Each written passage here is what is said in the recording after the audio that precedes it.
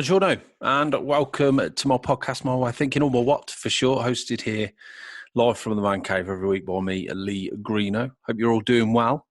I know we're still in lockdown. It's a bit crappy at the minute, but yesterday had some real positivity. One of my best friends, 84-year-old man, lovely guy, war veteran. I took him for his vaccine yesterday. What a lovely thing. Light at the end of the tunnel. We are getting somewhere. So through all the doom and gloom, we will come out the other side, and it's important that everybody remembers that. I know it's hard. I know it is, but there's light at the end of the tunnel. And it's so important that we're getting the most vulnerable vaccinated. So good stuff.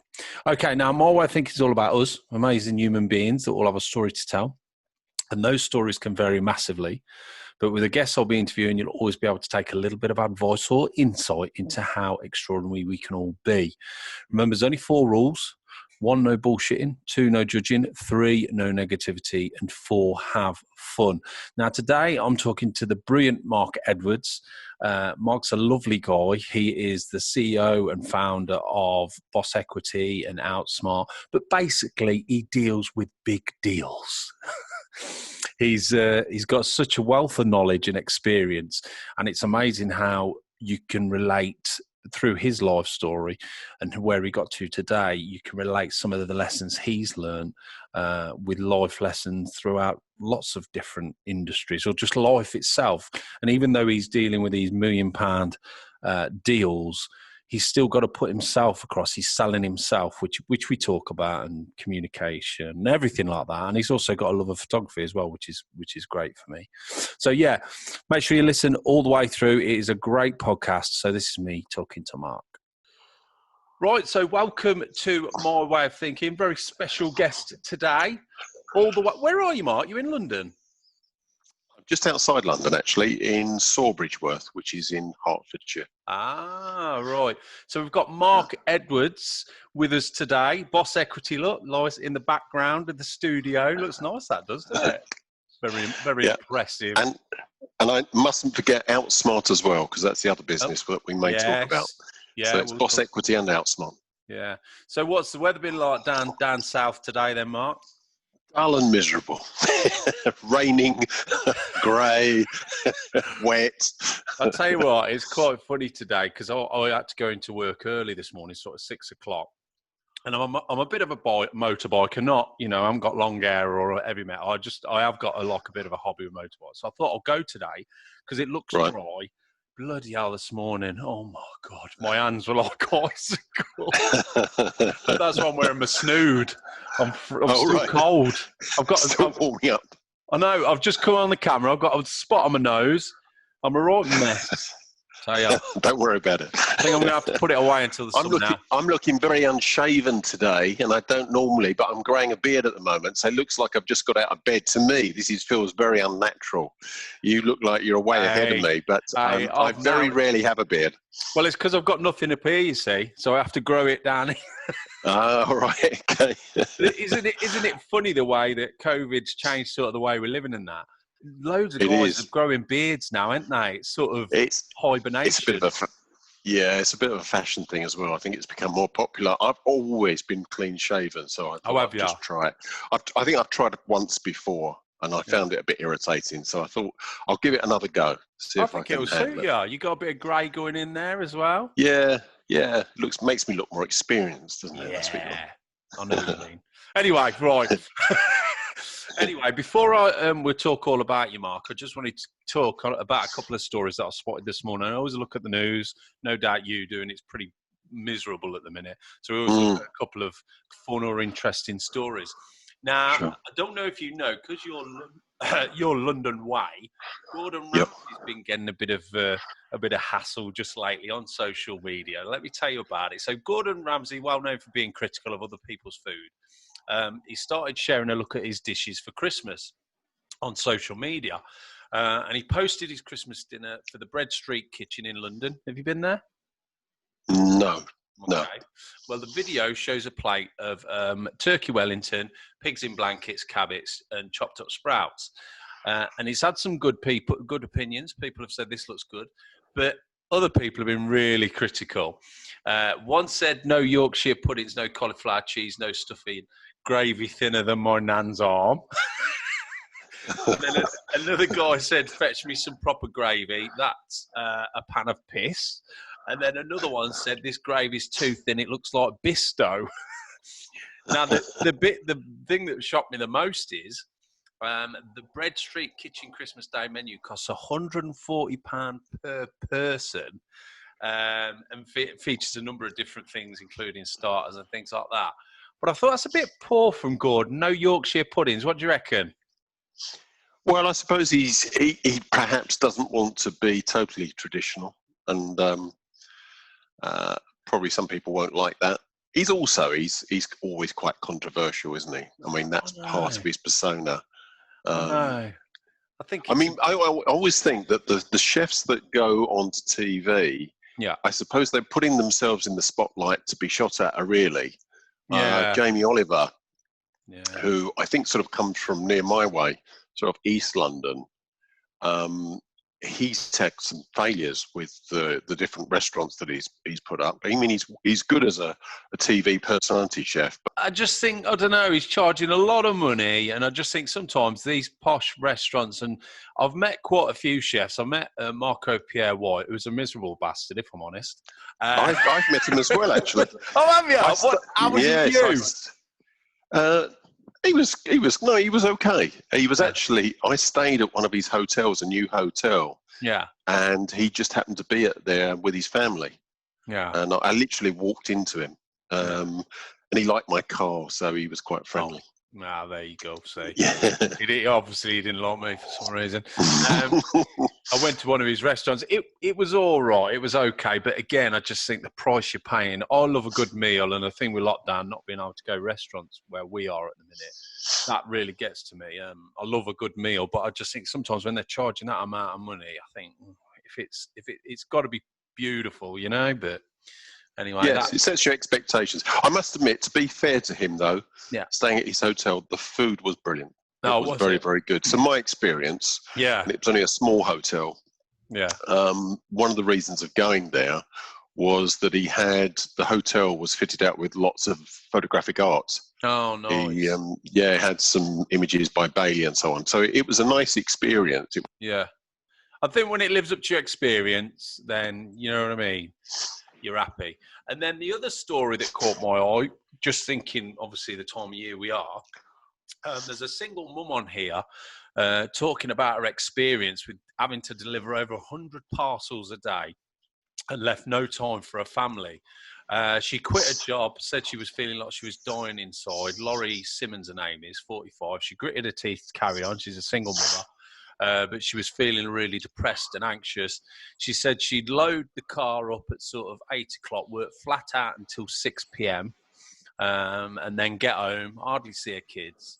And I think payment-wise, it was something ridiculous. It was like 50p for a packet or £1 for heavy parcels. A picture of a front living room just full of these parcels. And I just thought, you know, we get all these, you know, Amazon Prime and it gets stacked up. We've ordered loads ourselves, and you forget these delivery drivers, they're working bloody hard for their money, aren't they? Yes, especially now. I mean, with people not going to shops. There's been that trend for a number of years. But I rarely go to the shops now to actually buy anything. Everything's online. Yeah. So there's a lot of people involved. I suppose at the moment it's supply and demand. If they can get people to work at very low rates, they will. Yeah, which is a shame because they do a great job. I mean, luckily my wife, she imports from China, and she's been busier than ever because, of course, like you say, everyone's just online now. Yes. Prime Amazon's just. I was actually, funnily enough, I was speaking to Santa yesterday. Yes, I heard about this. Oh yeah, did you hear about this? So yes. it's going out Sunday, so don't say anything. Right. And it was a cracking chat all the way from Lapland. And one of the questions was, is Amazon Prime seeing you out of business? He was saying, Amazon Prime can be late. He says, I'm never late. Oh, well, there you go. Santa. Yeah. You do have extremes, don't you? You go from Santa to me. Well, I thought it'd just be nice for some kids. It's free and you can go on YouTube and watch it. And Santa was brilliant. Anyway, right, let's talk about you now, Mark. So thanks so much for coming on the show. Obviously, I've done a read. I've read about what you're up to and what you're doing, which is fascinating stuff. But sure, what I'm really interested in is where this came from. So if you tell us a little bit about growing up and how, sort of, whether you went college or uni, you tell me. Well, where I got to here, I suppose if I look at both businesses, I'm a software strategist. Yeah. So working in mergers and acquisitions and positioning and marketing and communications. How I got here is, I wonder it myself actually, because being involved in M&A. When you say M&A, just tell us what that is. Mergers and acquisitions. So we work on behalf of our client to sell their business, obviously, for as much as we can get for them. Yeah. And a lot of people in that industry, they tend to come from financial, accounting, banking. Tell us a bit how you got into that. Was it something? Because the reason I say it is, obviously you said some people are into financials and things like that. I'm always interested in someone, if you were at school and you was always interested in numbers, or, do you know what I mean? Yes, no, that definitely wasn't me. I always wanted to be a photographer. I remember really starting to get into photography when I was about 11 years of age. Yeah. Did photography at school. I found it was a way that when they had certain drama shows on and things, I could get out of the classes that I didn't enjoy. My father liked photography and he taught me the sort of the technical side of it. Yeah. And then I started reading. So that was my ambition. I went to college, did a general art foundational course, and then I spent 3 years studying photography. Right. And really enjoyed it. I did a City and Guilds, and then in my final year, I had an exhibition of my own work, and I won a competition, International Salon of Photography, where I was the winning student photographer. And I thought I was launched. I was going to be a photographer. Yeah. And I did photography for a few years. I worked in London in some of the advertising studios. I worked locally, but I actually was quite frustrated by it. It wasn't what I expected, and I don't think I was prepared from a business sense as to what photography was all about. You know, I could sell myself, I think. I worked very hard to, get the work in the various studios, and I started off as an assistant photographer. Yeah. I remember over a period of a few weeks, I hand wrote 100 letters to different studios. There used to be like a creative handbook of photographers, and I went through picking out all the best studios, writing to them. And in fact, one of the letters that I did get a response from was Lord Snowden, who hand wrote back to me. Yeah, beautiful letter. He wrote back to me. I was always very impressed that he would take time out to respond to some student writing to him. Wow. And it's quite funny you say that, because obviously my creative side is I'm a filmmaker and writer, but it's always so difficult to get into something creative, don't you think? Like artist or photography or filmmaking. And it's such a passion, but the reality is, to do it as a living is bloody hard. You need a bit of luck, you need, hard work, perseverance, and even then you might not make it. Is that sort of the thing that stood in your way? I think initially it was, I wanted to be a photographer because I wanted a creative outlet, and with where I was starting out in photography, you didn't get much of that. You would get an art director who would be on your shoulder. I remember taking some photographs of some jewels. They actually brought security guards with them because they were quite valuable. So we had the security guards there watching every move that everyone took. And I had an art director who was literally on my shoulder, move it to the left, move it to the right. And we were ending up with images that I just didn't feel like they were mine. And I thought, what's this all about? Yeah. It wasn't what I imagined. And I think that probably in those days, if the colleges had done some work experience where you had the opportunity to get out there, I think I would have been better prepared. and perhaps I would have had a bit more of a realistic expectation, and I would persevere. I did. I mean, I persevered for a few years doing it, but then I decided, wow, this is incredibly hard to earn a good living. Thing with the creative arts is a lot of people are willing to do it for nothing. Do you know what I mean? Yeah. So that brings down the value. And then there's more people wanting to do it. It's supply and demand. Yeah. And the difficulty is as well, being creative, you want to give your own voice. So you want to take your own photos. I want to do my own films and write. But the reality is you can't, because the only way you can do that is once you've made a platform for yourself. Yes. But to make a platform, your creativity is sort of bound by the money man or the artistic director, other people. So it's almost, you've got to sell yourself to become yourself. And it's weird, isn't it? It's a weird thing. Yes. I think, there's a bit of naivety for me at that age that I was expecting more creative freedom than anyone was going to give to me just starting out in the career of photography. And probably what I needed was a mentor, somebody there to say, well, use your private time to have your own projects where you can go and do exactly what you want. But you've got to build a reputation, and you've got to be patient, and you've got to work at it. You've got to keep going, just plug away. Yeah. But I don't regret any of that. I came out of that and I got into a number of different sales jobs, which actually I enjoyed, and I'd had some experience, again, because of my father, in what he did. And he used to be an area main for football pools, if you remember those, and he had a number of the different ones. And he got me canvassing when I was about 14, knocking on doors, building up rounds for people, which was quite tough. Yeah. Looking back on it, I don't know if I would get my son, 14-year-old. He got me to accompany some of the better canvassers, and then after about 3 weeks, he said, "There's your clipboard. There's the forms. Off you go." And it was quite daunting, but I think it was a good experience for me. I bet you were earning good money for 14 as well.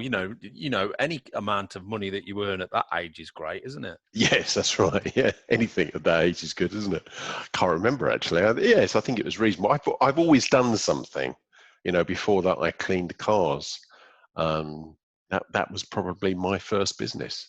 Yeah. So I had an entrepreneurial aspect to my personality, something that I wanted to do. So I knew that I was interested in photography. I wanted my own business. I got experience of sales. I mean, I worked, when I was first married, I worked for W&T Avery, selling electronic scales and tills. And that involved cold calling, knocking on butchers and greengrocers, and that was quite fun. Yeah. I mean, you learn a certain amount of resilience. Yeah. I think that was very useful. But in the back of my mind, I was thinking at some stage I want my own business. Yeah. But I wanted to do well in whatever I did, whatever organisation. And at Avery, the good thing there was that it was a big organisation. They had structured training and lots of other salespeople. You learn from your peers. Yeah. And I had lots of funny experiences working with them, and I had lots of times when it was very testing. Yeah, I've always been interested in sales. It's one thing I've never done is sales, but it's always interested me, because if you get a good salesman, you don't forget that salesman. And I don't know what. I suppose you think about when you get a car or something like that. That's typical. If you have a bad experience, it really rocks you. What do you think the key is to selling or being a salesman? Because I suppose that word's a bit crappy, isn't it? Salesman. What you're trying to do is improve someone's life. Tell me a bit about that. Yeah, that's a good question. I think particularly in the UK, salesman, it's not a great word. I think probably a lot of people get into sales because they can't find something else that fits. And there isn't always the training. And I think a lot of people see sales as somebody who's a bit of a talker and is manipulating people. And actually, that's the opposite, really. You've got to be able to talk, but it's not about manipulating people, and it's not necessarily about talking all the time. You've got 2 ears and 1 mouth, and they always say a salesman should use them in those proportions.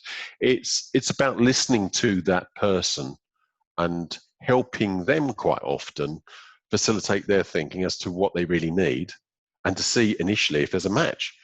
And if there isn't, is to be honest with them and say, you perhaps should try it elsewhere. But if there is then my approach has always been to be more of sort of a consultative salesman. Is actually really be able to put myself in their shoes and understand about their business, really understand my product, but listen so that I can understand and help them think through some of the problems that maybe this product or service can address. Yeah, and I suppose that's a nice position to be in, because I suppose, obviously car sales, just as they're always, target driven. And yes. The worst thing if I get sold something, if the person's not genuine, I'll spot it a mile off.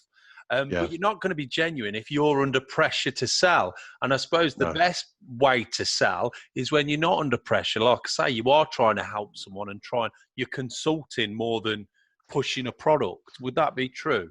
Yes, definitely. I think that a lot of salespeople, they can be in organizations where if they're having trouble with the revenue, they blame the salesman. I see that in the software sector a lot. And actually, it could be many other things before you get to the salesman that's causing the lack of revenue. And quite often, they can be the first sacrifice. So that does put a lot of pressure on salespeople, and you have to be quite resilient. And also, I think that there's a lot of salespeople out there without sufficient training. Some people are quite unnaturally salespeople. I've seen that in the past. But I still think that sales training can help you to be better. And pressure, yes, definitely. If you've got a lot of pressure, and I've heard many times, salesmen being threatened, if you don't hit your target this month, you're out. Yeah, it's ridiculous, isn't it? It is. And if there isn't enough opportunities, it's marketing and sales very much need to work together. If the opportunities, if there aren't enough leads, then it can mean that the salesman is under pressure to behave in a way that he probably shouldn't be, which is trying to sell to people where they're not a great fit. Yeah. And ultimately, that doesn't really work. Yeah. So you've started your sales experience, which, like you say, you've done a lot of that, which is great, which sets you in good stead. So then you start to look into computers and things like that. Tell us a little bit how that transition happened, Mark. Yeah, so first of all, I got into the computer sector, and I was selling data storage devices like exabyte tape drives. What year was that? What years were that, Mark? That would be in the 90s, about 94, 95. So these were, just explain what they were, because obviously back in the 80s is when the computers exploded and we had floppy disks. Now it's all USB. What sort of drives were they? Well, I think that occasionally they're still used, but it's mainly been superseded by hard disks. So hard disks were much more expensive than they are today. They were much smaller. Yeah. So for things, for instance, in saving large amounts of data that perhaps needed to be archived, they would put it onto tape.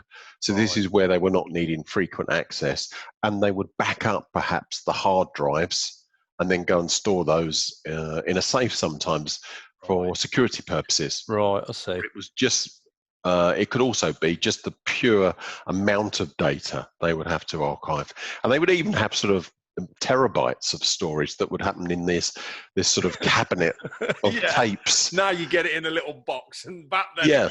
Well, you get it on a hard drive now. Yeah. I actually saw an HP hard drive, and one of the very early ones, where the plates were the size of sort of dustbin lids, and it had been made into a desk. And it was about the amount of, less storage than you get on your phone now. I mean, it's incredible. Yeah, wow. So go on. Yeah, so data storage, and then my next move, I got into document management software and workflow management, and that's where things really started to become a lot more interesting. The cost for hardware was always going to be diminishing. I mean, more and more storage. I was a divisional manager for a company, Thames Systems, and you were having to sell more and more equipment because the prices were dropping at 40% per year, and the amount of storage that you could put onto the hard drives was increasing drastically. And I thought, there's only one way this is going to go. It's going to get harder and harder, and the margins were very, very small. So I got into the software sector, and I thought that's more of interest, because there you're closer to the final solution, rather than data storage is just a one part in the jigsaw of that solution. Yeah, and so software. Tell me a little bit about software, because obviously where it's hard drives and things like that, as technology moves on, we've just said it, where you can get bigger hard drives and it gets cheaper. Same with anything to do with technology. I mean, look at TVs. I remember when a 32-inch, now everyone's got 60 inches, and they're not that expensive. No, with software. So with software, does the same thing happen, or is it a case of upgrading your software? Just tell us a little bit about that. As cost-wise, you mean? Yeah. Yeah, it's as different. What's happened with software was that in the early days, when I first got into the software sector, it was probably more a number of different software components that were being put together for large enterprises, so that there would be companies that were very good at, for instance, doing OCR, so optical character recognition, where you could scan documents and convert that to digital information. There would be other companies, obviously doing email, like Microsoft. Yeah. And what's happened is that a lot of those solutions, they're converging. So when you buy a solution, there's much more functionality in any of those solutions. And also the software solutions become more specialized. Right. You get software developers who develop solutions maybe for, say, restaurants. Or for mechanics, so that you can start to run your business. And some of these solutions literally do mean you can run pretty well any aspect of your business, and it's been written by people that really understand your industry. And that's sort of one of the changes that's happening at the moment, is that much more specialization, as well as the generalists like Microsoft, which people have email in whatever section. It's pretty phenomenal, the rate of the way software's gone, because I remember when I left school and got into woodworking, I was a chippy and I was a manager of a joinery shop, and I moved to a company that was very old-fashioned, and they had an old manager that was retiring, and I was taking over, and they did everything written down, plans, measurements, everything, paperwork everywhere. And I said, this is madness. And we brought some software in, and the change was phenomenal. But making that change was bloody difficult, because there was a lot of old timers there, who were amazing carpenters, but did not like change. But once it changed, that paperwork disappeared. The difference when you can move a software, and like you say, and now because it's specialized, the change that you can cause a company must be pretty extraordinary, mustn't it? Yes, there still is that digital transformation going on. Yeah. I mean, the media has been talking about that for probably a couple of decades, about the paperless office, which definitely hasn't happened in all industries, but much more information originates now in a digital form. Document capture, and in fact, document capture bureaus, I've probably sold more of those bureaus than anybody, because of my background, that we used to be scanning paper documents and converting them to electronic documents. That's still quite a big business. There's still a lot of paper out there, but and probably even more so now with COVID, is that digital transformation, I think, has been speeding up. So, yeah, there's much of it, I think, is to do with mindset. The capability and the solutions have been there for some time. It's breaking people's habits and people willing to learn how to use the software. There's a change. Yeah. But most things now can be done digitally. Do you find that part of yourself being a salesman is convincing, well, not convincing, I suppose that's the wrong word, but showing the advantages to people that are not quite sure? Well, I don't actually sell software now. I sell the companies that develop the software. Right, okay. That's with Boss Equity. So there's the next level. yeah. But no, I suppose I am obviously pro the digital transformation. I think that there are lots of benefits, without a doubt. Things can be run more efficiently. But I don't think that you can say that universally. Yeah. There are some areas that it's much more difficult to do that. Yeah. And there's bad software out there as well. I mean, if you convert to a bad solution, and that's not necessarily the problem of the software developers, it's just a tool at the end of the day. It's how that tool is being used. Yeah. And if users haven't been given sufficient training, then maybe you could end up in a worse situation for a while. Yeah, if you have a bad experience. I mean, it's quite interesting with all this COVID and everything that's happened. I was in the shop a few weeks ago and there was an old boy there, and he only had cash on him. And the lady at the till was trying to explain, no, we don't take cash. And he was having a right round. And it was only a few quid. I said, oh, look, I'll be in the Good Samaritan. I'll pay for it. You sure? Yeah. And, now, he needed that recognition that you're going to have to change. But when you do, don't worry. It's almost he was scared to not use cash because of his mindset that cash is good. And do you know what I mean? But that's a massive change that's happening in the world, isn't it, after what's happened this year? Yes. I don't know if that is something that we're more reluctant to change as we get older. I suppose for some people it is. I always have enjoyed learning new things. So to me, I think that's always quite exciting. But I do recognise that it is difficult if you've been doing something working in a particular way, and if you feel that change has been thrust upon you, without your consent.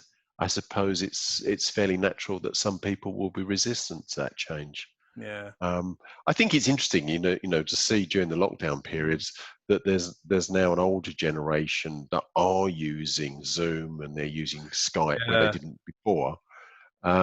They've probably been forced to do that, and I wonder if they're better off now for that. Yeah, I think hopefully they are. Yeah, I think it's lovely when you see, we've got a couple of older friends and relatives, and when they do convert to it, they'll never admit to you, but they're like, actually, this is pretty good, I remember when we had a few relatives started using Facebook, and the first thing they said, oh, social media is terrible, dangerous.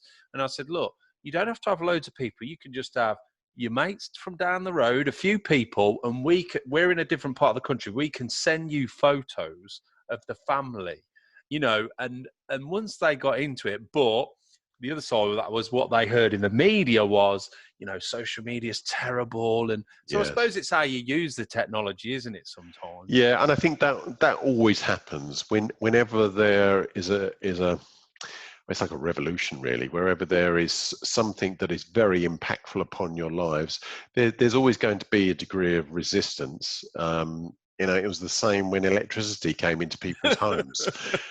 People were scared of it. Yes, this electricery. Or these dodgy iPads. yeah. You want to stay away from those. Yeah. Now, so obviously you're selling this stuff, this computer software, and then I guess that then you decide you want to work for yourself, or you want to create these companies where you've got Outsmart and Boss Equity. So tell us a little bit about that, Mark. Not quite. Okay. It didn't quite happen as planned as that. I mean, I'd like to say, so I made this great plan. Yeah. For the next 10 years, it wasn't like that, I'm afraid. It was the software company that I was working for, German organization. They ran into financial problems. I'd had a period before I got into software where I was working for a business transfer company, UK business transfer, which was selling all types of businesses. So that was a really good experience. And I had a guy there that taught me a lot. He was a mentor in explaining to me about business transfer and what was involved there. And I enjoyed that. So this German software company that I was working for, they ran into financial problems. They borrowed a lot of money. They basically spent all the money, and it just dried up. And I was part of the pan-European management team based in the UK. So I was managing director for the company in the UK, and I received a fax which came from the lawyers, which was quite unusual. You didn't see many faxes even in those days. And it said that the company had gone bust, and we could no longer sell the software, which was a problem because it had gone into the hand of the receivers. And also, where was the £250,000 that they'd sent me? Which was a big shock, because they hadn't sent me £250,000, because unfortunately the owner was doing some let's say some things he shouldn't be with the finances. £250,000, it's easy done. Yeah, there was more than that, I believe. It was more like 5 million that had to be accounted for. Jeez. Unfortunately, I had the same bank, so they could, when they checked, they could see there'd been no money transferred over to the UK branch. And there was a lot of anger because we'd been kept in the dark about the true state of the headquarters of the business. And because there'd been some underhand things going on, there'd been some false invoicing and lots of things we'd just totally unaware about. And there was a few of us that were quite angry about that. Yeah. And we decided to get together, and without the German management, we would raise some money.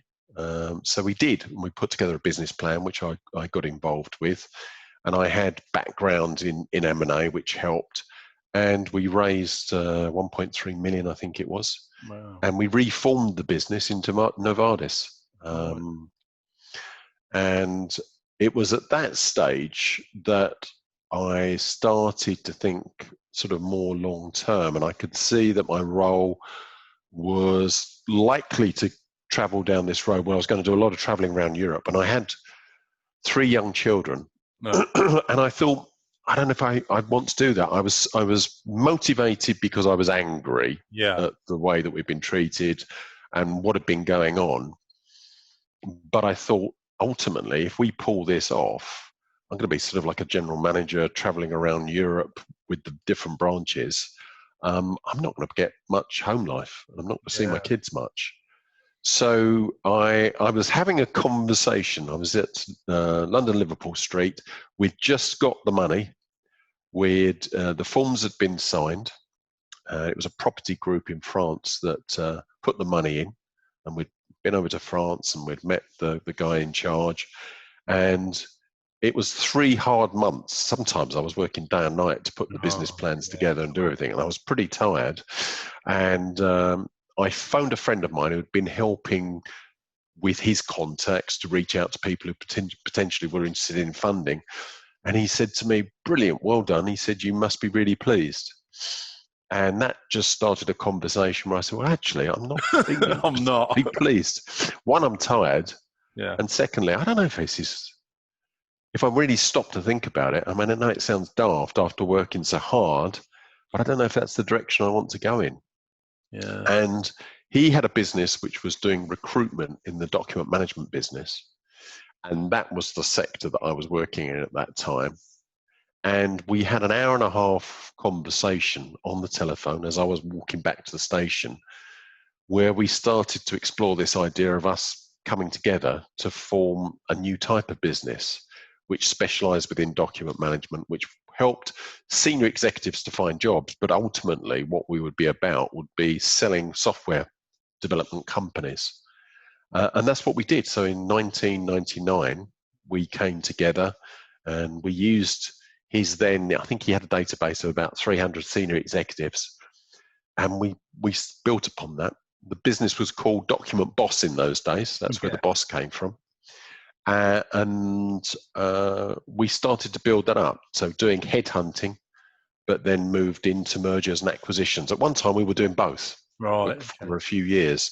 And we got quite well known within the document management industry. It's still an area that we have quite a big focus on. He ran into some health problems, and he stayed with the business for a while. But when he sort of fully recovered, he wanted to take a little bit of an easier life, which I sort of understand. He had a brain abscess. Oh, right. Okay, which was, it's quite serious. I remember him when he first called me, and I think it was a Sunday night. He said that I knew he'd been having headaches, and then he started to get vision blacking out. And I went to see him the next day in the hospital. He was really worried, but fortunately, he had a brain operation, and he fully recovered. But I think he had about a year where he couldn't really drive, and he wasn't really doing much. But fortunately, we were able to, although the business was in the early days, we were able to support him. Yeah. But at the end of that, I think he wanted to go off and do something else. So I bought him out. And then later on, changed the name of the company to Boss Equity. And we moved and merged because we'd done quite a number of deals internationally.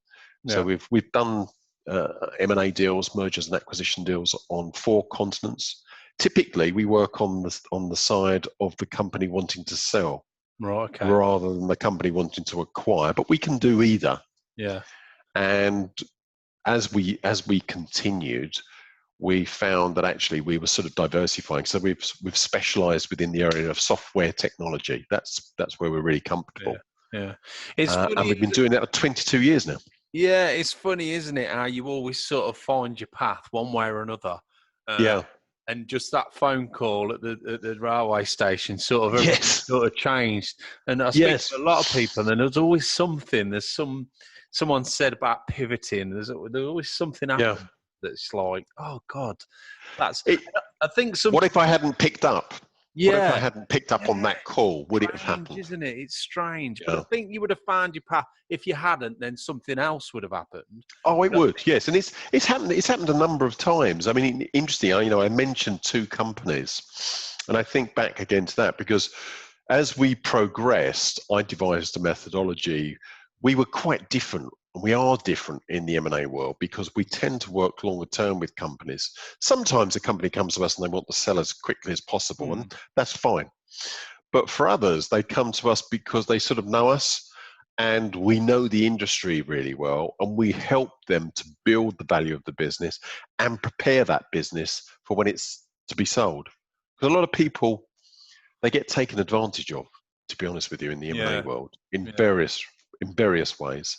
And I'm always the fan of the entrepreneur. I think the people that are willing to go out there with an idea and just go for it and turn that into something of value. Yeah, we need lots of people like that. Yeah. You can't have a whole country of entrepreneurs because it just wouldn't work. But those people that are willing to go out there and create a business, they create employment. They do a lot of good for the economy, and they need to be rewarded so they go and do it again. Yeah. And I think when they have their business stolen from them, I mean, that's just wrong. And it happens because how often are you going to sell your business? It doesn't happen that often. And there's a lot to learn. So a couple of my clients have, once we were doing a video interview, sort of a debriefing at the end to say, how did you find the experience working with us and so on? We would use it for marketing. And he said, I always saw you as my bodyguard. He said, if I knew I went into an M&A meeting, he said, although I'm an experienced businessman, and all of our clients, they're experienced business people, they're smart and they know what they're doing, but this is new for them. He said, I saw you there as my bodyguard. You're going to be looking after us. And he said, that's how it felt. And I became very comfortable at those meetings. He said, and there were a number of times when you stepped in to stop something happening. Yeah, he said, and that's what made the difference. Yeah. So I was really satisfied with that. But as we're working I couldn't cover all of the countries myself and brought other people into the business. I had to create a methodology. Yeah, I And mean, just going back to that, Mark. Obviously, yep, you said that when you took over, you would have to travel Europe and things like that, and you had 3 small children. and the USA. Yep. Is that where you're going now? Is that what you're on about? Yes, in the early days, did quite a lot of traveling. But bit by bit, we stumbled across people that didn't come from a mergers and acquisitions background. They came from the software sector.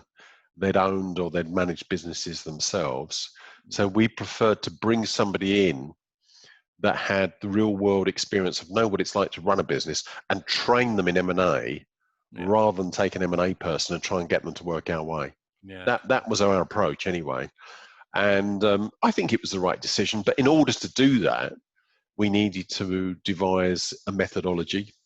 We were always strong on the marketing side, so we got our name out into the industry. We've got one of the longest running newsletters, I think, out there, which we started in 1999, and it goes out weekly and monthly. Boss News, which has now become Boss Insights over the last few years, it's a newsletter where we don't advertise, very, very rarely, but it's just giving somebody a quick scan of what's happening within the industry, things of interest putting out there. And then over the last few years, I've been doing a podcast as well called Boss It, where I do interviews like you're interviewing me, people from within the industry, people that have got a story, but things that I think will be of interest to people in the software tech industry. Yeah. Now, this interests me because you're doing mergers and acquisitions, big money, big deals. And I've always been interested in the deal-making side of it. Now, me being a creative and a filmmaker, I've been in sessions where I've had to pitch. I've had to pitch for a script or a story to investors or producers. Yeah. And I could talk to you all day, Mark, and we'll get on fine. But when you put me in front of someone to pitch, I hate it because I feel the pressure, because I know I need to just be myself. But because I've got that pressure behind me, it just messes me. It really pisses me off. Now, you must deal with some massive, deals. What sort of tips? What tips can you give me? What's the key? Well, you named one of them, which was to be yourself. And to be yourself, you need to be comfortable in what you're saying. And I think that there's not enough preparation gone into that presentation. And also people try to get too complicated. They try to convey too much information too soon. Yeah. So we work with our clients and we will get them to present to us. We get them to present to us right at the very start and then probably halfway through it. And we'll work with them to help them create a slide deck, but also just to become more comfortable in how to present and how to best present the most relevant information to potential buyers of their company. Yeah. A lot of it, I think, there's lots of mistakes that people make. One of them is creating slide decks where they put on there every word that they want to say in these bullet points. That, I think, you would probably find very difficult. You can talk on this podcast and you can be relaxed and authentic, and you want to come across in the same way. When you're talking to people, you don't have to have every possible bit of information lodged in your head to answer it. If you don't know the answer, just say to them and you'll get back to them.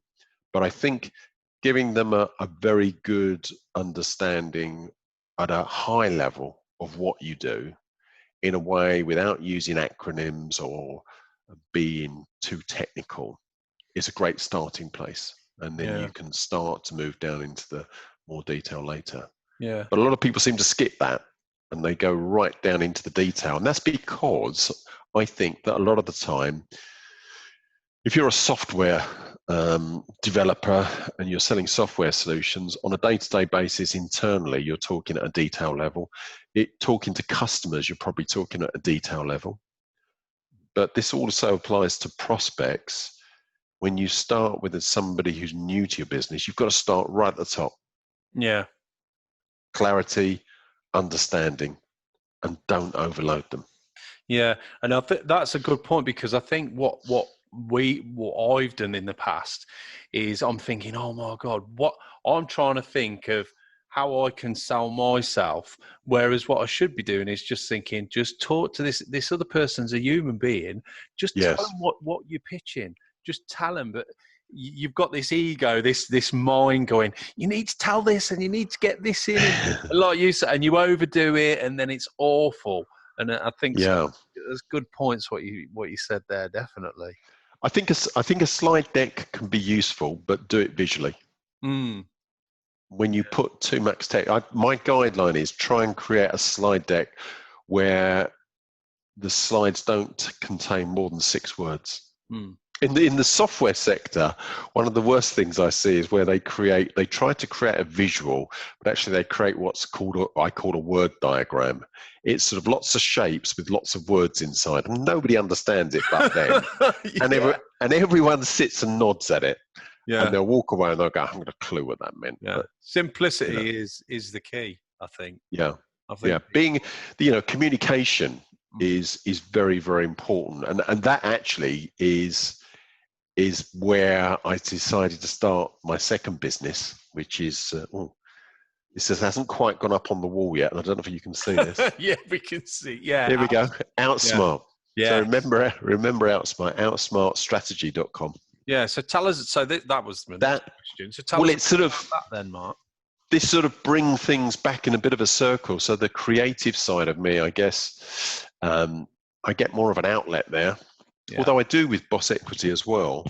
But I said about the methodology that devised for Boss Equity.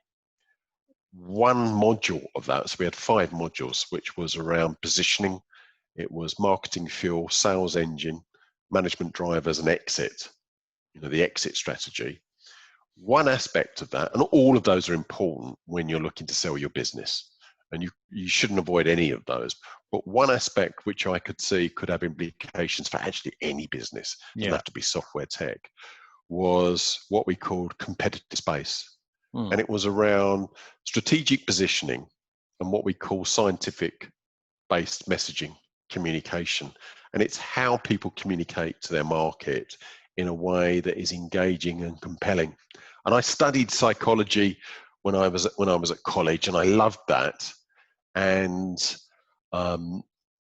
so psychology and understanding about the way the brain works. And then I met a guy called Neil Cumming, and that was another pivotal moment where I was explaining to him about what we did with Boss Equity and the different aspects and this thing called competitive space.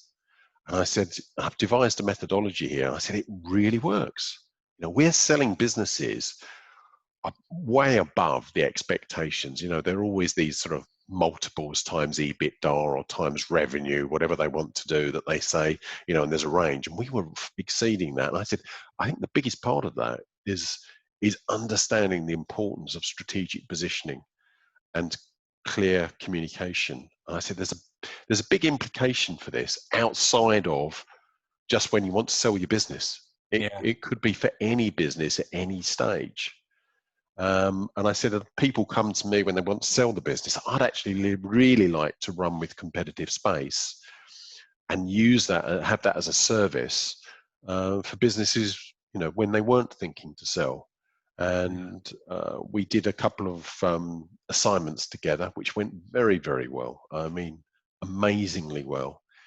And we said, this has really got some legs. So over 18 months, we further developed it. And his background is as a applied cognitive scientist. Wow. And a communications guy, and he'd been in marketing. So our skills really fitted together very, very well. And we both thought visually. And the visual aspect of what we call this service, which we call competitive space, is very, very important.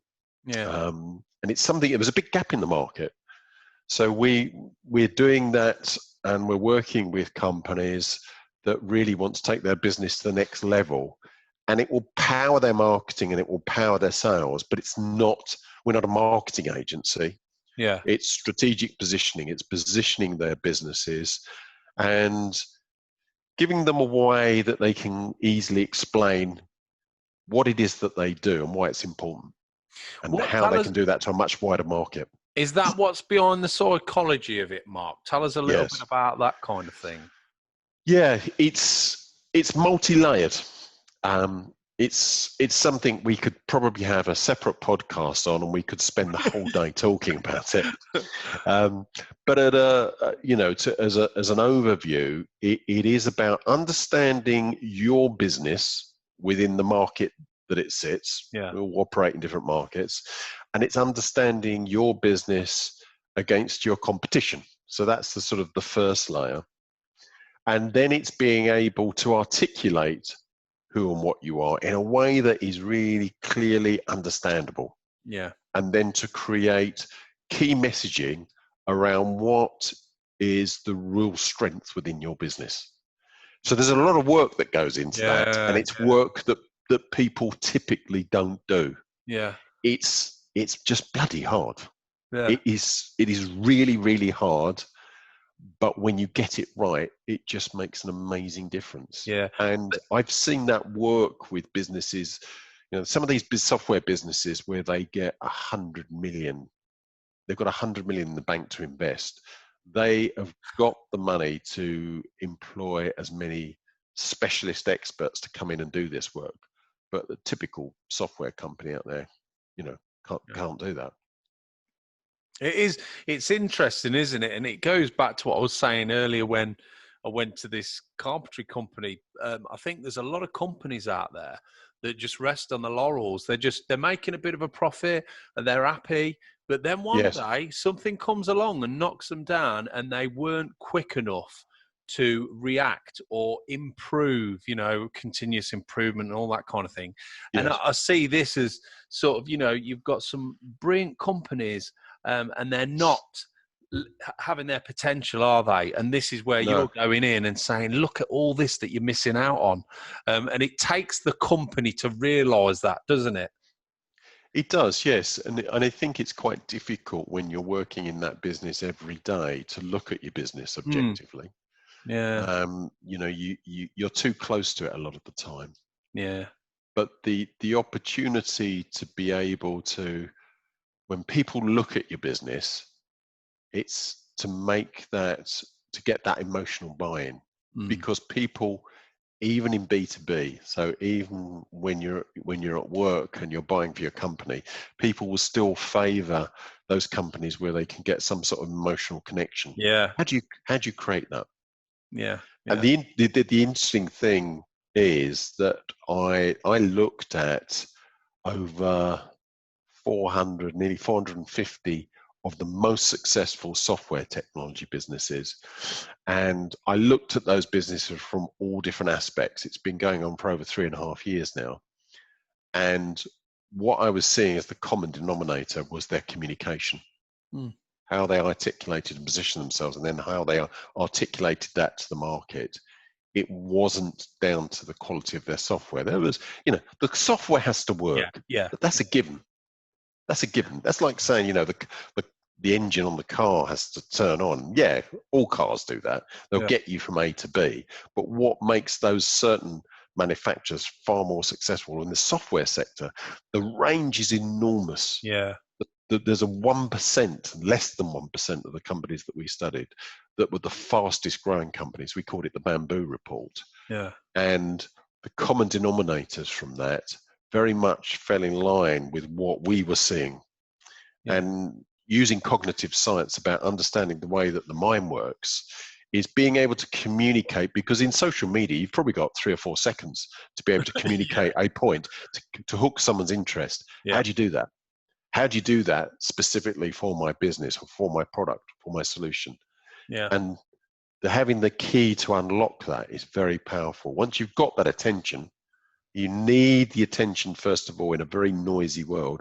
Once you've got that, then how do you create understanding as to what it is that you do? And then how do you help the client to see the benefits that you will provide? Well, that process, if you get that right, the difference is the difference between struggling and maybe the business failing and the businesses that especially in the software sector, they can grow to astronomical sizes. I can imagine. Yeah. Very, very quickly. Yeah, and it's funny you say that because I watch so many films and things like that.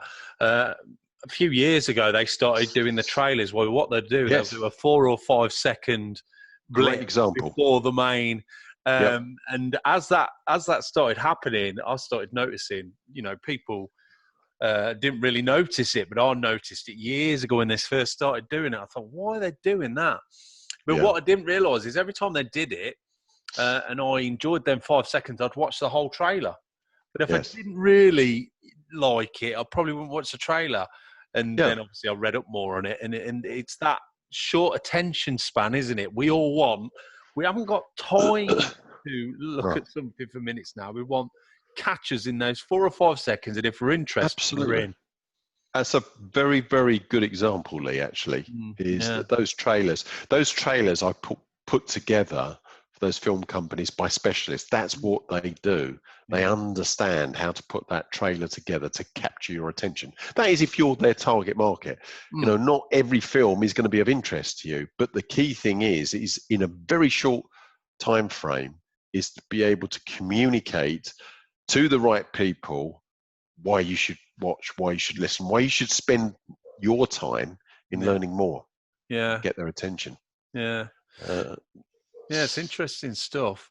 Now, another part to you, Mark. God, I don't know how you sit still, mate, to be fair. I don't know how you found the time to do this podcast. You've got that much going on. But obviously, fitness. I spoke to you the other day and you'd just been to the gym and you look like a well-groomed, fitness has always been a big part of your life, and I'll try and stay fit and healthy as well. Tell us a little bit about that. Is that your switch off? Is that the way you regenerate? How does that work? My switch off is photography and fitness, but fitness is something that has been with me. People say to me, how do you keep it up? How do you stay so disciplined? The thing is, there's been very few periods in my life where I haven't done that. I think I read my first, this sounds a bit weird. I read my first book on fitness when I was 7 years of age. And I started running around the playground because I understood that you had to train to get better. And it's always been there. I used to compete as a triathlete. I've done martial arts. I've played football. I do boxing training even now because it's a very good form of fitness training. And I go to the gym 5 times a week and go running. I think it helps with energy levels. B, it's a time when you can switch off. And to me, I once likened it. I was doing a seminar and I was talking about M&A and I was talking about, for us, our job is about looking after our clients and helping them in whatever area. And I said, it might even come down to fitness advice. And I said, for me, fitness is like a giant oak tree that I can put my arms round and hold on to. It's static. And no matter how hard the wind blows, I'm going to be stuck there. It gives me that stability. And I've always thought of my fitness in that respect. And it's something that I wouldn't want to be without. But it's not an effort. It's a habit. It really is a habit. And it's like healthy eating. Yeah, and that's a good thing to get it as a habit. I speak to a lot of people about mental health, and we always talk about exercise. And I think the key is to get it into a habit, because all too often people will do it because they think they've got to. And then the problem is they don't get it into a routine and as a habit. And once they stop, they never go back. And it's so important for mental health. And I'm not saying, look, go boxing or go marathon, even a walk round the block, just something to just breathe a bit of fresh air or just get the heart pumping is so important. Yes. There's a number of things to that. I think partly education, where there's confusion, people don't quite understand because there's the problem with the internet. Pre-internet days, people used to think the problem was lack of information. Now with the internet, we've got the problem of an overload of information. Because whatever I would say to you now about fitness, you'd be able to do a Google and find somebody who would say completely the opposite. Yeah. So what do you go with, you know? I know, yeah. It can be very difficult, but I think that there is an education there. But whatever you do as regards fitness, make sure that you enjoy it. I see sometimes people midwinter that they look like they've just started running, and they're running in shorts and a vest, and they're red, they're cold, you know, their nose is running, and they just look miserable, and they're running through the rain. And I think that's not the way to be able to keep up a long-term fitness regime. I mean, some people, they toughen themselves and they can go through that. But if you're starting out, make sure you enjoy it. I managed a gym many, many years ago, and I used to see people that used to come along to the gym and they just didn't know enough. They didn't quite put in enough effort to see any results. And it became very boring to them. Yeah. You've got to find a way to make it work for you. Yeah, definitely. And also, you've got to be able to see the benefits. If you put effort in, you want to see some results. Yeah. And you need basic education to be able to do that. Yeah. And you've got to enjoy it. Yeah. Now, I always ask my guests, what's the best bit of advice they've ever been given or could give? It seems like you don't stop, Mark. You're very hardworking. Is there a good bit of advice you've ever been given, or something you think you could give people? Well, yeah, I suppose I've been given good advice lots of times. Couple of things spring to mind. Yeah. When I was doing business transfer, my mentor, there was a guy that said to me, if you're ambitious, he said, you need to be able to reach out for goals. He said, but in order to be able to do that and grip with this hand, you've got to let go with that hand. Right. Yeah. And I thought, yeah, I often think about that one. And I think that's right, that there are certain times, maybe these pivotal moments, where you do have to reach out and you do have to let go of what's gone in the past. You can't do everything, and no, and there's a change. Yeah. And then I remember my father saying to me, if you've got a bit of cabbage stuck between your teeth, who tells you? And he said, your enemy won't tell you. Yeah. Because what they will be too busy is telling everyone else that you've got a bit of cabbage stuck between your teeth. People who don't really care, they won't be bothered because it's a bit embarrassing to go up to someone and say, actually, by the way, you've got a bit of cabbage, just stuck in your teeth there. He said, but your friend, no matter that it is embarrassing, and there's a little bit of awkwardness in saying, you've got this cabbage stuck between your teeth, they'll tell you regardless. And I think that's something that I've always thought is, you have to be frank, and you sometimes have to say things that would be easier not said. It's easier sometimes not to say those things. And that's how I interpreted that. And I mean, people that know me will probably be smiling at this stage. I tend to be fairly frank and straightforward about things. If it needs to be said, and I think, it's important, even if it's difficult, I will say it, and I will hope that people will do the same to me, because that is about being a true friend. Yeah, definitely. I like that. I like that in people, because as long as you know it's coming from the right place, yes, your friends and people that know you will know that. Yes. Then, if I make a mess or I screw up, tell me. I mean, the best person is my wife. She will easily lay me down flat if I do something wrong. And I've learned so much from her. And I think, but I know she's not saying it to be spiteful or horrible. Well, sometimes she is. But, it's coming from the right place. And I think that. Yes. And how you deliver it. I mean, you wouldn't do it at a party in front of a lot of people. You'd take somebody to one side, but you do need to say it. Yeah. So they were the things that spring to mind anyway. Well, There's probably lots of other things, words of wisdom that have been said to me that occur to me now and again in different situations. Good stuff. Now, I always ask my guests for a favourite. So whether it's a favourite book or a film or food, just something that you enjoy and something that maybe listeners can get hold of or watch. Did you think of a favourite, Mark? Well, a favourite film, I always say Midnight Express. Oh, The story of Billy Hayes. I ain't watched that for a few years. No, I watched that when it first came out. I was studying photography at the time, and I'd been walking around taking photographs, and I was just exhausted. And I saw this film. I thought, I just need somewhere to go and sit down and have a rest.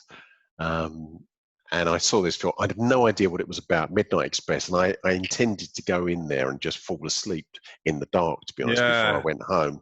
This film came on, and I was captivated by it.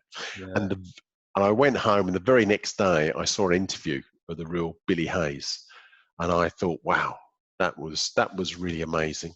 Yeah. Business-wise, The Power of Simplicity by Jack Trout, which was written quite a few years ago. I do read quite a lot, read a lot of business books, each year.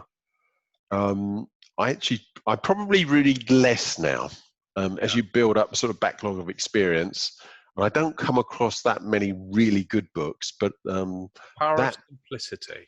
Power of Simplicity by Jack Trout. He was very well known for doing a book with Al Rees about positioning The Battle for Your Mind, which is another very good book. That's a marketing classic. But The Power of Simplicity, and it did make me smile. Yeah. And he talks about how people can overcomplicate things. It's about keeping it simple. Oh, nice. Everyone I keep asking, I think they're going to say a food or a place or a film. They keep giving me books, and I'm not kidding you, I've got a list like this. The last 6 months, I've got a book pile like this. I've only got through about 3 of them. But they are amazing. Do you want a place? I'll give you my favourite place. My favourite place at the moment is Santorini, Greek island. Yeah, I've never been, and it's one place we were talking about. It's supposed to be stunning, isn't it? Beautiful place, yes. Again, stumbled upon it by accident, got there and went, wow. I think I did a little bit of research the day before I went, and it was listed as one of the top 3 most beautiful places, most beautiful islands in the world.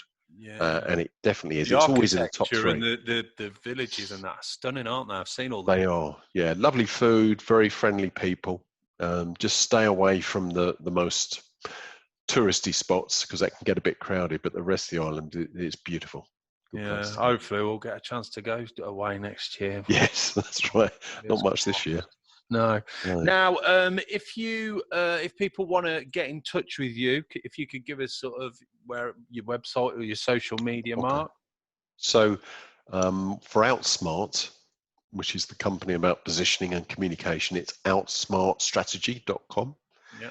And if you've got a software company that you're thinking that sometime in the future you'll be wanting to sell, don't come to us when you want it sold next week, because that doesn't work.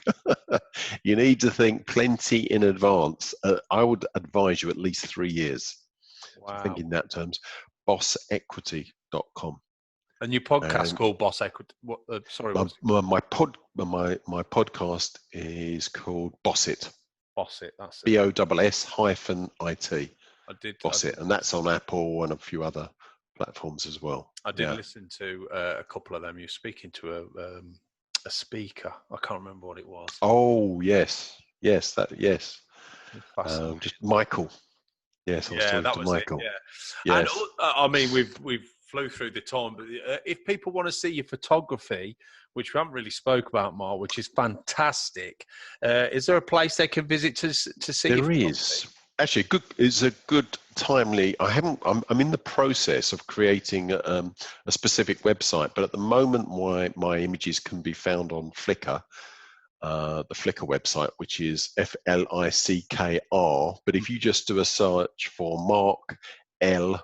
Edwards photography, it will come up top of Google. Yeah. I've got a couple of thousand images on there, I think, broken down into some of them are stunning, mate. So. Thank you.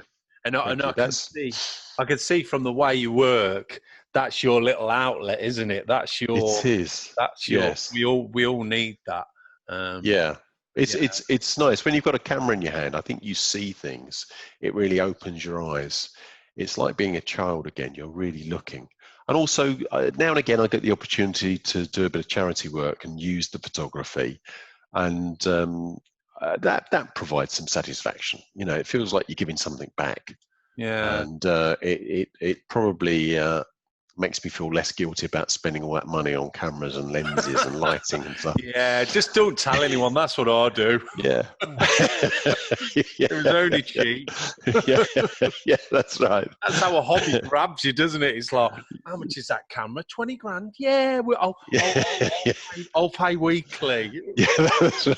Got to have the best. Well, the good thing is now, photography, your phone, the camera, the basic camera. They can do amazing things on iPhone. Yeah, I haven't done much with an iPhone, but actually, funny enough, I was on a run 2 weeks ago, just running near where I live, and it was early in the morning, and there was a frosty morning, and looking out over the valley, and I thought, I can't run past that, and I got my iPhone out, took a shot, posted it up on Flickr, and I don't think anyone would notice. I mean, some of my lenses, they cost a few grand, but this was just from the iPhone. Yeah. But it was good enough to put up on the wall. So, And they've got portrait mode now where you can choose your f-stop and all sorts. It's just... Yes. Yeah. It is. But anyway, look, thanks ever so much. I could have talked to you for a lot. Now, next year, come back, next year when we're all a bit normal, and we'll have another chat. Yes, love to definitely. And I like what you're doing. I've had a lot of people contact me over the last few weeks, and I wasn't doing many podcasts, but I liked the idea behind my way of thinking, and I liked your rules.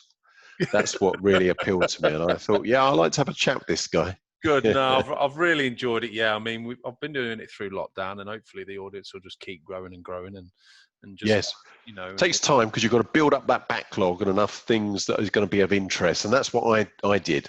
I just went out there, did lots of recordings, not really trying to push it too much, because I wanted people to come and find something of interest to them. Yeah, that's the key. Well, look, make sure you look after yourself. Don't work too hard. No. And I will speak to you soon. All right. Thank you very much, Lee. Okay, good to speak to you. Thank you, Mark. Take Cheers. care. Bye. So that's it. Massive thanks again to Mark Edwards for joining me today. And also you for listening or watching. Make sure you follow the podcast, because coming up over the next few months, there are some more extraordinary interviews. If you haven't listened to some before, make sure you go back in the back catalogue and have a listen. There's some crackers there. The podcast will be streaming on the usual platforms, including iTunes and Spotify. So please leave a rating on there and subscribe. To keep up to date, follow Facebook, which is My Way of Thinking Podcast, and also Twitter, My Way of Thinking, without a G on the end of 3 instead. Every week I also put the whole conversation on YouTube. That's My Way of Thinking Podcast. We're also on Instagram. Did I mention that? Yeah, my What Podcast, we're on there as well. And if you do want to get in touch, or you think you know someone who might be a great guest, then just email me. It's mywhatpodcast@aol.com. Listen, thanks ever so much for listening in. Make sure you stay safe, and I will speak to you next week.